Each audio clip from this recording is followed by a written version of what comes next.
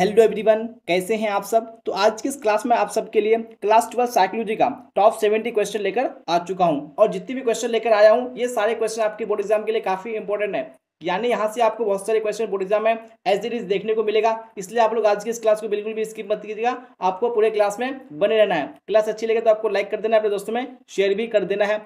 और आप इस चैनल पे पहली बार आए, अभी तक सब्सक्राइब नहीं किया तो आपको सब्सक्राइब जरूर से कर लेना है, क्योंकि मैं आपको आर्ट्स का जितना भी सारा सब्जेक्ट है सभी सब्जेक्ट कवर कराता हूं। जैसे कि आपका history, geography, home science, pol science, psychology, sociology. इसलिए अभी तक सब्सक्राइब नहीं किया तो आपको सब्सक्राइब जरूर से कर लेना है, क्योंकि मैं आपको सभी सब्जेक्ट बारी बारी से पढ़ाता हूँ। तो आप लोग सब्सक्राइब जरूर से कर लीजिएगा। तो बिना टाइम को वेस्ट किए हम लोग क्वेश्चन की ओर चलेंगे। और अगर आपको आंसर पता होगा तो साथ साथ में आपको आंसर कमेंट बॉक्स में देते चलना है कौन सा ऑप्शन राइट है। और नहीं पता है तो आपको अच्छी तरीके से याद कर लेना है या नोट कर लेना है। तो यहाँ पे फर्स्ट क्वेश्चन स्क्रीन पे आ चुका है। बिना किसी देरी के यहाँ पे आपको राइट आंसर बताना है कि कौन सा ऑप्शन करेक्ट होगा। संवेगात्मक बुद्धि पद का प्रतिपादन किसके द्वारा किया गया। यानी जो संवेगात्मक बुद्धि है इस पद का प्रतिपादन सबसे पहले किसके द्वारा किया गया था। यहाँ पे वन का ऑप्शन नंबर सी करेक्ट हो जाएगा, नहीं सैलोवे तथा मेयर हो जाएगा। चलिए अब देख लेंगे हम लोग नेक्स्ट क्वेश्चन, क्वेश्चन नंबर 2। और आप लोग भी साथ साथ में आंसर दीजिए कौन सा ऑप्शन राइट है। बोला जा रहा है कि बुद्धि के एक कार्यकीय सिद्धांत के प्रतिपादक निम्न में से कौन है। तो बुद्धि का एक कार्यकीय सिद्धांत किसने दिया था यहाँ पे आप सबको बताने हैं। तो 2 का ऑप्शन नंबर डी करेक्ट हो जाएगा, नहीं अल्फ्रेड बिने। जी हाँ, कौन सा हो जाएगा, अल्फ्रेड बिने हो जाएगा। और अगर आपको बोलेगा कि बुद्धि का द्विकार्यकीय सिद्धांत, इसका यानी क्या हो जाएगा, चार्ल्स स्पीयरमैन। तो आपको ये भी याद रखने हैं। अब बढ़ते हैं नेक्स्ट क्वेश्चन की और क्वेश्चन नंबर 3 को देख लेते हैं। क्या है 3 में, निम्नलिखित में से कौन सृजनात्मक चिंतन की अवस्था नहीं है। इनमें से कौन सा सृजनात्मक चिंतन की अवस्था नहीं है। यहाँ पे कौन सा ऑप्शन करेक्ट होगा, वेरी गुड, बिल्कुल ऑप्शन नंबर सी यानी धारण करेक्ट हो जाएगा। बाकी सत्यापन, उद्भवन और यहाँ पे जो तैयारी है ये सृजनात्मक चिंतन की अवस्थाएं हैं। अब देख लेंगे हम लोग नेक्स्ट क्वेश्चन, क्वेश्चन नंबर 4। क्या है 4 में, जिस बच्चे की बुद्धि लब्धि 33 से 49 होती है उसे किस श्रेणी में रखा जा सकता है। तो उसको कौन सी श्रेणी में रखा जा सकता है यहाँ पे आप सबको बताना है। तो 4 का ऑप्शन नंबर बी बिल्कुल करेक्ट हो जाएगा, दिखाने साधारण मानसिक दुर्बलता हो जाएगा। चलिए आप देख लेंगे हम लोग नेक्स्ट क्वेश्चन, क्वेश्चन नंबर 5। और आप लोग भी साथ साथ में आंसर दीजिए कौन सा यहाँ पे करेक्ट है।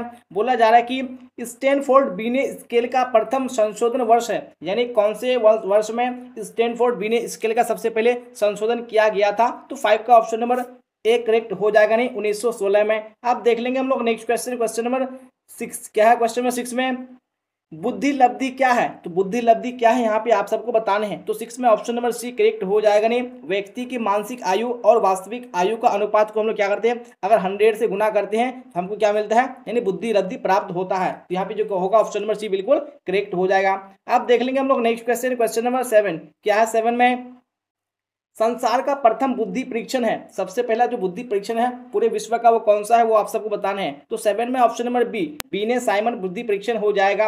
अब बढ़ते हैं हम लोग नेक्स्ट क्वेश्चन की और क्वेश्चन नंबर 8। क्या है 8 में, रंगीन प्रोग्रेसिव मैट्रिक्स द्वारा किसकी बुद्धि का मापन होता है। यानी रंगीन प्रोग्रेसिव मैट्रिक्स ये क्या है, बुद्धि मापन की विधि है। तो इससे किसका बुद्धि मापन होता है वो आपको बताने हैं। तो यहाँ पे जो 8 का राइट आंसर हो जाएगा वो ऑप्शन नंबर ए यानी बालकों का। चलिए अब देख लेंगे हम लोग नेक्स्ट क्वेश्चन, क्वेश्चन नंबर 9। क्या है क्वेश्चन नंबर 9 में, व्यक्ति की किसी विशेष क्षेत्र की विशेष योग्यता कहलाती है। तो क्या कहलाती है, यहाँ पे 9 का ऑप्शन नंबर डी करेक्ट हो जाएगा, नहीं अभिक्षमता। चलिए अब देख लेंगे हम लोग नेक्स्ट क्वेश्चन, क्वेश्चन नंबर 10। क्या है क्वेश्चन नंबर 10 में, देखिए और राइट आंसर बताइए। बोला जा रहा है कि बुद्धि तथा सृजनात्मकता के बीच कैसा संबंध है। तो इन दोनों के बीच में कैसा संबंध है, तो ऑप्शन नंबर ए करेक्ट हो जाएगा, नहीं धनात्मक। चलिए अब देख लेंगे नेक्स्ट क्वेश्चन, क्वेश्चन नंबर 11। क्या बोला जा रहा है 11 में, किसने संज्ञानात्मक मूल्यांकन प्रणाली विकसित किया। तो किसने किया था संज्ञानात्मक मूल्यांकन प्रणाली। तो यहाँ पे जो 11 का राइट आंसर हो जाएगा वो ऑप्शन नंबर सी यानी जेपी दास एवं नागलियरी। चलिए अब बढ़ते हैं नेक्स्ट क्वेश्चन की और क्वेश्चन नंबर 12 को देख लेते हैं।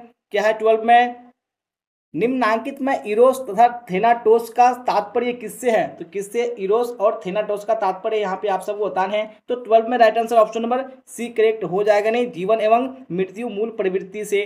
अब देख लेंगे हम लोग नेक्स्ट क्वेश्चन, क्वेश्चन नंबर 13। क्या है 13 में, देखिए राइट आंसर बताइए। MMPI आविष्कारिका किसने विकसित किया।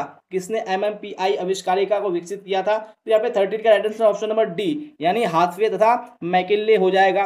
अब बढ़ते हैं नेक्स्ट क्वेश्चन की ओर, क्वेश्चन नंबर 14। क्या है 14 में, देखिएगा और राइट आंसर जरूर बताइएगा आप लोग कौन सा ऑप्शन करेक्ट होगा। बोला जा रहा है कि जब व्यक्ति अपने अहंग को किसी कष्टकर इच्छा के ठीक विपरीत इच्छा की प्रेरणा विकसित कर उससे उत्पन्न चिंता से अपने आप को बचाता है, उसे कहा जाता है। तो उसे क्या कहा जाता है? तो यहाँ पे 14 में जो राइट आंसर हो जाएगा वो ऑप्शन नंबर बी, यानी प्रतिक्रिया निर्माण कहा जाता है। अब देखते हैं हम लोग नेक्स्ट क्वेश्चन, क्वेश्चन नंबर 15। वो क्या है 15 में? व्यक्तित्व का आत्म सिद्धांत यानी जो सेल्फ थ्योरी है वो किसने प्रतिपादित किया है, वो आप सबको बताने हैं। 15 में कौन सा ऑप्शन करेक्ट हो जाएगा? वेरी गुड, बिल्कुल आप सबने यहाँ पे सही आंसर दिया है, यानी रोजर्स, यानी कार्ल रोजर्स हो जाएगा। अब बढ़ते हैं हम लोग नेक्स्ट क्वेश्चन की ओर, क्वेश्चन नंबर 16। क्या है 16 में? शेल्डन के व्यक्तित्व का आयताकार प्रकार करिश्मर के किस व्यक्तित्व प्रकार से मिलता जुलता है? तो कौन से प्रकार से मिलता जुलता है? तो 16 में ऑप्शन नंबर सी करेक्ट हो जाएगा, नहीं पुष्टकाय प्रकार। चलिए अब बढ़ते हैं हम लोग नेक्स्ट क्वेश्चन की ओर, क्वेश्चन नंबर 17। क्या है 17 में? कैरेन हार्नी के व्यक्तित्व सिद्धांत का क्या नाम है? तो क्या नाम है कैरेन हार्नी के व्यक्तित्व सिद्धांत का? तो 17 में जो करेक्ट आंसर हो जाएगा वो ऑप्शन नंबर सी, यानी सामाजिक मनोवैज्ञानिक सिद्धांत। अब बढ़ते हैं नेक्स्ट क्वेश्चन की ओर। क्या बोला जा रहा है क्वेश्चन नंबर 18 में? ऐसे व्यक्ति जो सामाजिक कार्यों में रुचि लेते हैं तथा दूसरों की भलाई का विशेष ध्यान देते हैं उन्हें युंग के अनुसार किस व्यक्तित्व प्रकार में रखा जाएगा? तो कौन से प्रकार में रखा जाएगा? तो यहाँ पे ऑप्शन नंबर बी करेक्ट हो जाएगा, नहीं बहिर्मुखी। चलिए अब देख लेंगे हम लोग नेक्स्ट क्वेश्चन, क्वेश्चन नंबर 19, और आप लोग भी राइट आंसर बताइए कौन सा ऑप्शन करेक्ट होगा। व्यक्तित्व मापन का उपयोग किया जाता है, तो किसके लिए व्यक्तित्व मापन का उपयोग किया जाता है? तो यहाँ पे 19 में ऑप्शन नंबर डी करेक्ट हो जाएगा, उपयुक्त सभी के लिए। अब बढ़ते हैं हम लोग नेक्स्ट क्वेश्चन, क्वेश्चन नंबर 20 की ओर। क्या बोला जाए 20 में? मनोविज्ञान में किस व्यक्ति ने व्यक्तिगत विभिन्नता के संपर्तियों को सबसे पहले प्रकाश में लाया? तो कौन से मनोवैज्ञानिक ने प्रकाश में लाया था वो आप सबको बताने हैं। तो 20 में ऑप्शन नंबर डी करेक्ट हो जाएगा, नहीं गाल्टन ने। चलिए अब बढ़ते हैं हम लोग नेक्स्ट क्वेश्चन की ओर, यानी क्वेश्चन नंबर 21। क्या है 21 में? व्यक्ति अपनी अनुभूतियों एवं क्रियाओं को अधिक स्वीकृत रूप में देखता है, तो किसमें देखता है वो आप सबको फटाफट से राइट आंसर बताने हैं। तो 21 में जो करेक्ट आंसर हो जाएगा वो ऑप्शन नंबर सी, यानी यौक्तिकीकरण में देखता है। अब देखते हैं हम लोग नेक्स्ट क्वेश्चन, क्वेश्चन नंबर 22 को। बोला जा रहा है कि व्यक्तित्व का कार्यपालक शाखा माना गया, तो किसको व्यक्ति का कार्यपालक शाखा यानी एग्जीक्यूटिव ब्रांच माना गया है वो आप सबको बताने हैं। तो 22 में right answer option number B, यानी अहम को हो जाएगा। चलिए अब बढ़ते हैं हम लोग नेक्स्ट क्वेश्चन की ओर, क्वेश्चन नंबर 23 को देख लेते हैं। क्या बोला जा रहा है? फ्राइड के अनुसार निम्नांकित में से कौन रचनात्मक क्रियाओं का मूल स्रोत है? कौन से यहाँ पे रचनात्मक क्रियाओं का मूल स्रोत है? तो 23 में ऑप्शन नंबर ए, यानी इरोस बिल्कुल करेक्ट हो जाएगा। अब बढ़ते हैं हम लोग नेक्स्ट क्वेश्चन की ओर। बोला जा रहा है कि मनोविश्लेषणवादियों ने आकार की दृष्टि से मन के किस भाग को सबसे बड़ा माना है? तो कौन से भाग है मन का जिसको सबसे बड़ा माना है आकार की दृष्टि से? तो 24 में ऑप्शन नंबर सी, यानी अचेतन मन हो जाएगा। चलिए अब देखते हैं हम लोग नेक्स्ट क्वेश्चन, क्वेश्चन नंबर 25 को। बोला जा रहा है कि मानवतावादी मनोविज्ञान के जनक हैं, तो कौन मानवतावादी मनोविज्ञान के जनक हैं? तो 25 में ऑप्शन नंबर सी, मैस्लो बिल्कुल करेक्ट हो जाएगा। चलिए अब देखते हैं हम लोग नेक्स्ट क्वेश्चन, क्वेश्चन 26 को। बोला जा रहा है कि निम्नलिखित में से कौन सा सही क्रम है? यहाँ पे कौन सा सही क्रम है वो आप सबको फटाफट से कमेंट बॉक्स में राइट आंसर बताने हैं। तो 26 में जो ऑप्शन नंबर सी हो जाएगा, यानी मौखिक अवस्था, उसके बाद में गुदा अवस्था, उसके बाद में अव्यक्त अवस्था, ये क्या है सही क्रम में सजाया हुआ है। अब बढ़ते हैं हम लोग नेक्स्ट क्वेश्चन की ओर। बोला जा रहा है कि रोशार्क परीक्षण में कार्डों की संख्या कितनी होती है? तो कितनी कार्डों की संख्या होती है रोशार्क परीक्षण में? तो 27 में जो करेक्ट आंसर हो जाएगा वो ऑप्शन नंबर बी, यानी 10 होती है। चलिए अब बढ़ते हैं हम लोग नेक्स्ट क्वेश्चन की ओर। क्या बोला जा रहा है नेक्स्ट क्वेश्चन में? बाह्य प्रतिबलकों यानी जो एक्सटर्नल स्ट्रेसेस है इसके प्रति की गई प्रतिक्रिया है, तो इसकी प्रति की गई प्रतिक्रिया क्या है यहाँ पे आपको बताने हैं। तो 28 में right answer option number B correct हो जाएगा, नहीं खिंचाव। अब बढ़ते हैं हम लोग नेक्स्ट क्वेश्चन की ओर। क्या बोला जा रहा है? दबाव प्रतिरोधी व्यक्तित्व में कौन विशेषता नहीं पाई जाती है? तो इनमें से कौन सी विशेषता नहीं पाई जाती है दबाव प्रतिरोधी व्यक्तित्व में? तो 29 में ऑप्शन नंबर डी, यानी दुश्चिंता हो जाएगा। अब बढ़ते हैं हम लोग नेक्स्ट क्वेश्चन की ओर, क्वेश्चन नंबर 30। बोला जा रहा है कि तनाव के कारण शारीरिक रोगों का प्रतिशत है, इनमें से कितना प्रतिशत रोग तनाव के कारण उत्पन्न होता है? तो 30 में right answer option number C, यानी 50 से 70% हो जाएगा। चलिए अब देखेंगे नेक्स्ट क्वेश्चन, क्वेश्चन नंबर 31। क्या बोला जा रहा है? कोबासा के अनुसार दृढ़ व्यक्तित्व के लोग में उच्च स्तर की पाई जाती है, तो क्या पाई जाती है? किसके अनुसार? कोबासा के अनुसार दृढ़ व्यक्तित्व के लोग में। यहाँ पे 31 में जो राइट आंसर हो जाएगा वो ऑप्शन नंबर ए यानी वचनबद्धता पाई जाती है। आप देख लेंगे नेक्स्ट क्वेश्चन हम लोग क्वेश्चन नंबर 32 और आप लोग राइट आंसर बताइए कौन सा ऑप्शन यहाँ पे करेक्ट होगा। बोला जा रहा है कि जब किसी की आवश्यकताओं की समुचित रूप से पूर्ति नहीं होती है तो उसमें ऐसी स्थिति में उत्पन्न होने की संभावना होती है। तो क्या उत्पन्न होने की संभावना होती है? जब आवश्यकताओं की समुचित पूर्ति नहीं हो पाती है। तो 32 में जो राइट आंसर हो जाएगा वो ऑप्शन नंबर ए यानी कुंठा की। चलिए अब देखते हैं नेक्स्ट क्वेश्चन, क्वेश्चन नंबर 33। बोला जा रहा है कि निम्नांकित में कौन असामान्य व्यवहार से संबंधित नहीं है? तो कौन असामान्य व्यवहार से संबंधित नहीं है? यहाँ पे 33 में right answer option number D हो जाएगा यानी शरीर गठन। चलिए अब देख लेंगे हम लोग नेक्स्ट क्वेश्चन, क्वेश्चन नंबर 34। क्या बोला जा रहा है? अपराधी व्यवहार के जैविक कारक हैं, इनमें से कौन से अपराधी व्यवहार के जैविक कारक हैं? तो 34 में ऑप्शन नंबर सी यानी क्रोमोसोम्स का होना। अब बढ़ते हैं नेक्स्ट क्वेश्चन की ओर। क्या बोला जा रहा है?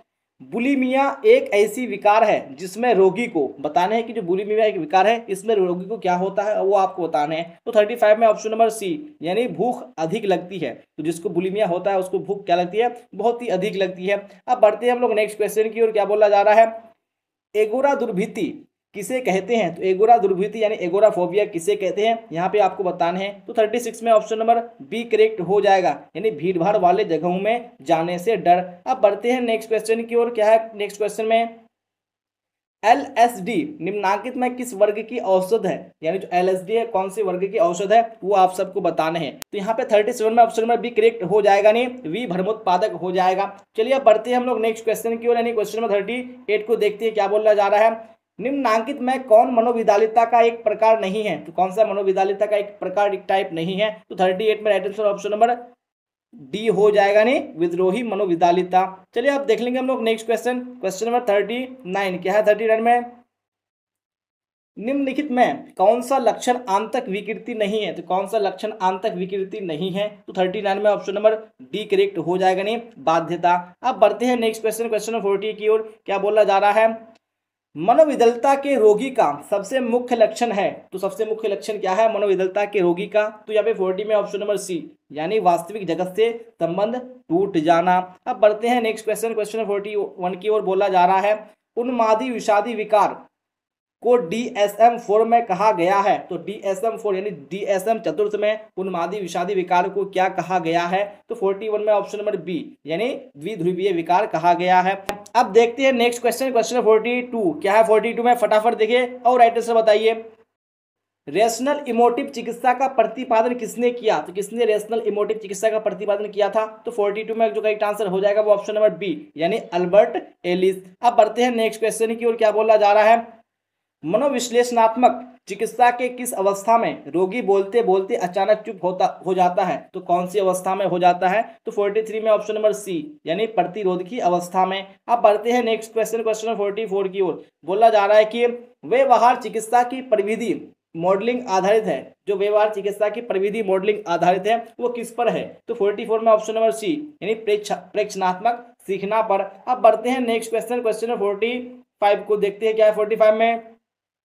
निम्नांकित में कौन योग की पद्धति नहीं है? इनमें से कौन सा योग का पद्धति नहीं है? यहाँ पे 45 में जो राइट आंसर हो जाएगा वो ऑप्शन नंबर डी यानी क्या हो जाएगा विपश्चना हो जाएगा।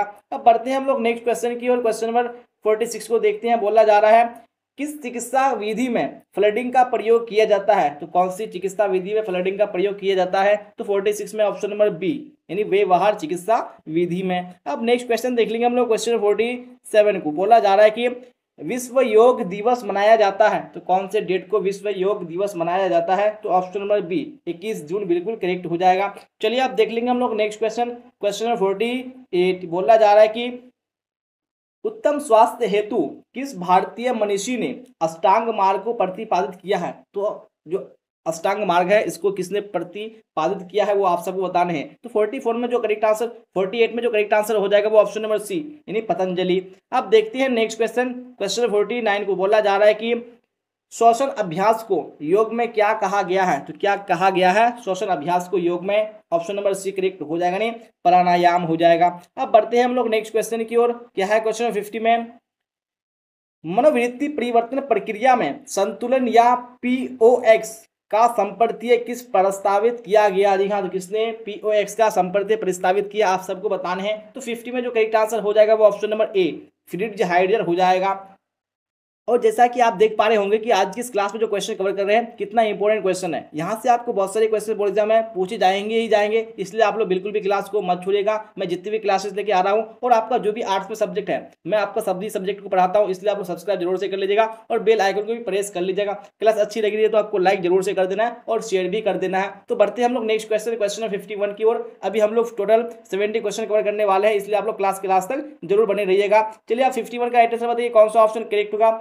मनोवृत्ति निर्माण का मुख्य निर्धारक है, इनमें से कौन मनोवृत्ति निर्माण का मुख्य निर्धारक है? तो 51 में right answer option number C correct हो जाएगा, नहीं प्राथमिक सामाजिकरण। अब देखते हैं नेक्स्ट क्वेश्चन, क्वेश्चन 52 को। बोला जा रहा है कि रूढ़ि युक्तियां पद का सर्वप्रथम उपयोग किसने किया? तो किसने किया था रूढ़ि युक्तियां पद का सबसे पहले प्रयोग? तो 52 में जो राइट आंसर हो जाएगा वो ऑप्शन नंबर सी यानी वॉल्टर लिपमैन हो जाएगा। अब देख लेंगे हम लोग नेक्स्ट क्वेश्चन, क्वेश्चन नंबर 53 को। बोला जा रहा है कि निम्नलिखित में से कौन सा कथन सही है? इनमें से कौन सा कथन बिल्कुल राइट है? तो 53 में right answer option number C हो जाएगा, यानी मनोवृत्ति अर्जित होती है। अब बढ़ते हैं हम लोग नेक्स्ट क्वेश्चन की ओर। क्या बोला जा रहा है?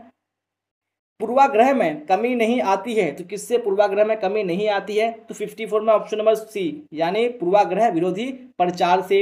चलिए अब देख लेंगे हम लोग नेक्स्ट क्वेश्चन, क्वेश्चन 55 को, और आप लोग भी राइट आंसर बताइए 55 में कौन सा ऑप्शन करेक्ट होगा। बोला जा रहा है कि इनमें से कौन रूढ़ि युक्ति की विशेषता नहीं है? तो कौन सी विशेषता नहीं है रूढ़ि युक्ति की? तो 55 में ऑप्शन नंबर बी यानी पूर्ण सम्मत विश्वास। चलिए अब देखते हैं हम लोग नेक्स्ट क्वेश्चन, क्वेश्चन नंबर 56 को। बोला जा रहा है कि एक प्राथमिक समूह निर्माण के लिए मौलिक शर्त क्या है? तो कौन सी मौलिक शर्त है एक प्राथमिक समूह निर्माण के लिए? तो 56 में ऑप्शन नंबर सी करेक्ट हो जाएगा, ने समूह का अनौपचारिक निर्माण। अब बढ़ते हैं नेक्स्ट क्वेश्चन, क्वेश्चन नंबर 57 की ओर। बोला जा रहा है कि अनुरूपता उत्पन्न होती है, तो किसके कारण अनुरूपता उत्पन्न होती है? तो 57 में right answer option number D यानी उपयुक्त सभी के कारण। चलिए आप देख लेंगे नेक्स्ट क्वेश्चन, क्वेश्चन नंबर 58। बोला जा रहा है कि समूह का वर्गीकरण अंतः समूह एवं बाह्य समूह के रूप में किसने किया? किसने किया था समूह का वर्गीकरण अंतः और बाह्य समूह के रूप में? तो 58 में ऑप्शन नंबर सी राइट हो जाएगा, यानी समनर ने। चलिए अब देखते हैं नेक्स्ट क्वेश्चन, क्वेश्चन नंबर 59 को। बोला जा रहा है कि नॉर्मन ट्रिपलेट का अध्ययन संबंधित है, तो किससे नॉर्मन ट्रिपलेट का अध्ययन संबंधित है? तो 59 में ऑप्शन नंबर डी सामाजिक सुकरीकरण से। चलिए अब पढ़ते हैं नेक्स्ट क्वेश्चन की ओर। बोला जा रहा है समूह संघर्ष का कारण कौन नहीं है? इनमें से कौन समूह संघर्ष का कारण नहीं है? तो 60 में ऑप्शन नंबर डी यानी पुरस्कार संरचना से। अब देख लेंगे हम लोग नेक्स्ट क्वेश्चन, क्वेश्चन नंबर 61। बोला जा रहा है कि निम्न में से कौन मानव निर्मित आपदा नहीं है? तो कौन सी आपदा है जो मानव निर्मित नहीं करता है? तो 61 में ऑप्शन नंबर ए यानी सुनामी। ये क्या है? एक प्राकृतिक आपदा है। चलिए अब देखते हैं नेक्स्ट क्वेश्चन, क्वेश्चन नंबर 62 को। क्या बोला जा रहा है? अंतर्राष्ट्रीय प्राकृतिक आपदा दिवस किस दिन मनाया जाता है? कौन से दिन को अंतर्राष्ट्रीय प्राकृतिक आपदा दिवस मनाया जाता है? तो ऑप्शन नंबर सी करेक्ट हो जाएगा, नहीं 13 अक्टूबर को। चलिए अब देख लेंगे नेक्स्ट क्वेश्चन, क्वेश्चन नंबर 63 को। बोला जा रहा है कि कुंठा आक्रमण सिद्धांत में किसने कुंठा को आक्रमण की जननी माना? तो किसने आक्रमण की जननी कुंठा को माना था कुंठा आक्रमण सिद्धांत में? यानी जो ऑप्शन नंबर ए होगा डोलार्ड तथा उसके सहयोगी, बिल्कुल करेक्ट हो जाएगा। चलिए अब देख लेंगे हम लोग इसी तरह नेक्स्ट क्वेश्चन, क्वेश्चन नंबर 64 को। बोला जा रहा है कि दूरदर्शन पर आक्रामक दृश्य देखने से बच्चों में क्या हो जाती है? यानी अगर टीवी पर क्या देखते हैं आक्रामक दृश्य देखते हैं बच्चे, तो उससे क्या हो सकता है? तो 64 में ऑप्शन नंबर ए यानी आक्रामकता बढ़ जाती है। चलिए आप देख लेंगे हम लोग नेक्स्ट क्वेश्चन, क्वेश्चन नंबर 65। क्या है 65 में? आक्रमण एवं हिंसा को कम करने के उपाय हैं, तो कौन से उपाय हैं आक्रमण और हिंसा को कम करने के? तो 65 में ऑप्शन नंबर डी उपयुक्त सभी हो जाएगा। चलिए आप देख लेंगे नेक्स्ट क्वेश्चन, क्वेश्चन नंबर 66। क्या बोला जा रहा है? इनमें से कौन परामर्श के क्षेत्र नहीं है? कौन से परामर्श के क्षेत्र नहीं है? यहाँ पे कौन सा ऑप्शन राइट होगा? वेरी गुड, बिल्कुल ऑप्शन नंबर डी हो जाएगा, यानी निर्देशन। अब देखते हैं नेक्स्ट क्वेश्चन, क्वेश्चन नंबर 67। क्या बोला जा रहा है? बिना प्रेक्षण में प्रेक्षक प्रेक्षित समूह के साथ घुल मिलकर घटना का अवलोकन करता है। तो यहाँ पे आपको बताना है कि कौन से परीक्षण में? तो यहाँ पे 67 में ऑप्शन नंबर सी करेक्ट हो जाएगा, नहीं सहभागी प्रेक्षण में। अब देखते हैं नेक्स्ट क्वेश्चन, क्वेश्चन नंबर 68। क्या है 68 में? साक्षात्कार का उद्देश्य है, तो साक्षात्कार का क्या उद्देश्य है? तो 68 में जो राइट आंसर हो जाएगा वो ऑप्शन नंबर डी यानी इनमें से सभी। अब देखेंगे नेक्स्ट क्वेश्चन, क्वेश्चन नंबर 69। क्या बोला जा रहा है? परामर्श में संबंध होता है, तो कैसा संबंध होता है परामर्श में? 69 में ऑप्शन नंबर बी हो जाएगा, नहीं सहायता परक। चलिए अब देख लेंगे नेक्स्ट क्वेश्चन, क्वेश्चन नंबर 70, जो कि आज की इस क्लास का आखिरी क्वेश्चन है। क्या बोला जा रहा है? निम्नलिखित में कौन प्रेक्षण कौशल से संबंधित नहीं है? तो कौन प्रेक्षण कौशल से संबंधित नहीं है? तो 70 का जो राइट आंसर हो जाएगा वो ऑप्शन नंबर डी, यानी समानुभूति हो जाएगा। जी हाँ, तो इसी क्वेश्चन के साथ हम लोगों ने आज की इस क्लास में साइकोलॉजी का टॉप 70 क्वेश्चन कंप्लीट कर लिया। और जैसा कि मैंने बताया था कि मैं जितनी भी क्लासेस लेके आ रहा हूँ वो आप सबको करना जरूरी है, क्योंकि आपको बोर्ड एग्जाम में यहीं से क्वेश्चन पूछे जाने वाले हैं। इसलिए आप लोग बिल्कुल भी एक भी क्लास को मिस मत कीजिएगा, और सब्सक्राइब नहीं किया तो सब्सक्राइब जरूर से कर लेना है। और आर्ट्स में जितनी भी आपके सब्जेक्ट हैं सभी सब्जेक्ट का क्लास कराया जाता है। अभी तो सब्सक्राइब नहीं किया तो सब्सक्राइब जरूर से कर लीजिएगा, और बेल आइकन को भी प्रेस कर लीजिएगा। तो यहाँ तक बने रहने के लिए आप सबका धन्यवाद। फिर मिलते हैं हम लोग नेक्स्ट क्लास में। Till then bye bye, tata, see you on the next class.